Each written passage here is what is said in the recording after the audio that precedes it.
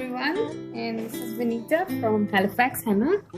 Today, for our Henna Learn To session, I am going to do some different style of designs. These designs are usually called lines in Henna. I have this template available on my website with some lines pre-drawn, so it will be easier for you to trace on top of them. Again, you're welcome to use a henna cone if you have some supplies at home, or you can use Sharpies or markers or whatever you have available. I have doodled some designs and I've made some short clips on how to do these, so you're welcome to watch those videos as well. So to draw a line, or trying to draw a straight line, all you have to do is gently apply pressure on the henna cone using your thumb. And drag your hand, and there. The more pressure you put, the thicker the line will be, and the less pressure you apply, the finer the line will be. So you don't really have to use two different henna cones with different size of holes in them. And these are called bumps in henna. They are bumps or M's. Really no names for these patterns. We just give them names that help you easy to understand and easy to remember. Pretty common in henna. As you can see on top of the page, I have done some smaller bumps, then medium size and larger, and I decorate them with dots. They're very pretty. They also work as a good base for your henna design or any bigger pattern. They can work as a border. They can go on the fingers. They can work, as a bracelet design. So yeah, lots of options.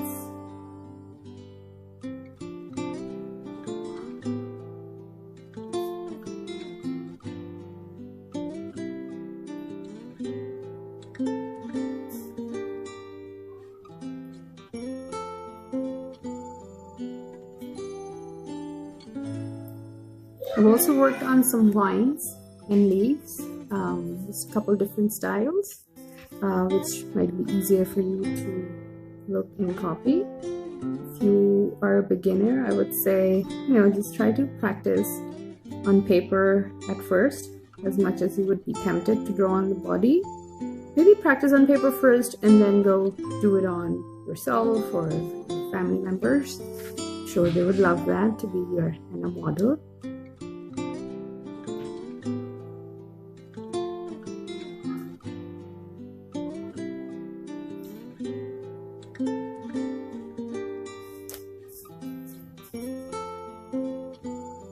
I'll also show you how to do some of these lines that I've done up top. If you have any questions, post them in comments or send me a personal message, and I'll be happy to answer them for you.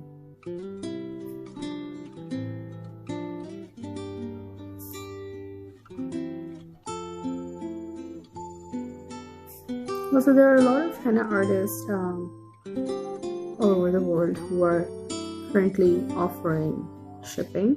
So if you're looking for fresh supplies, fresh henna supplies homemade with natural ingredients, I would suggest getting in touch with your local artists, see if they are offering shipping services or someone in your country is.